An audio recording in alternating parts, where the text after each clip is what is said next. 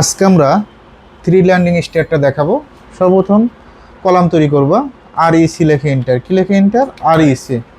এখান থেকে একদিকে কলাম সাইজ 10 কমা আর একদিকে 12 ইঞ্চি। এখন আমরা এটা কপি করব, সিপি লেখে এন্টার। কপি শর্টকাটকে সিপি লেখে এন্টার। এখান থেকে 12 ফিট পরে কপি করবা। কত ফিট? আবার এই দুইটা সিলেক্ট করবা, সিলেক্ট করে সিপি লেখে এন্টার। এখান থেকে 12 ফিট। ওকে, তারপরে লাইন নিবা, এল লেখে এন্টার। এই পয়েন্ট থেকে এই পয়েন্টের লাইন নিবা, just point to point click করবা। একইভাবে এই পয়েন্ট থেকে এই পয়েন্ট, একইভাবে এই পয়েন্ট থেকে এই পয়েন্ট। তোমার যদি রেক্ট্যাঙ্গেল দিয়ে খুব কলামটা কঠিন মনে হয়, তাহলে তোমরা কি করবা, লাইন দিয়ে কলাম। তারপর অফসেট 5 ইঞ্চি। কত ইঞ্চি?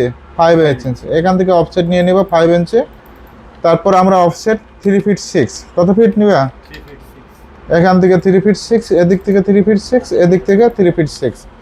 অফসেটটা এখান থেকে 6 ইঞ্চি। অফসেটটা ও লেখে এন্টার, 10 লেখে এন্টার। 10 ইঞ্চি করে ধাপ দেবা, টোটালি 6টা। ওকে, এদিক থেকেও 6টা। ওকে, এখন আমরা এটা এক্সটেন্ড করে দিব। ইএক্স লেখে ডাবল এন্টার, এটা এক্সটেন্ড করে দিবা। এদিকেও এক্সটেন্ড করে দিবা, এদিকে এক্সটেন্ড করে দিবা। আর এই অবজেক্টটা আমরা টিম করে দিব, টিআর লেখে ডাবল এন্টার। সুন্দরভাবে এটা টিম করে দিবা। এপাশেও টিম করে দিবা, এপাশেও টিম, এটাও টিম। এখন আমরা এটা সিলেক্ট করে কি করব, ডিলিট করে দিব। বিও লেখে এন্টার। কি লেখে enter? BO, boundary, pick point. Just একটা ক্লিক করে এখানে ক্লিক। অফসেট ও লেখে এন্টার, 3 লেখে এন্টার। ওকে, এটা হলো থ্রি ল্যান্ডিং স্টিয়ার।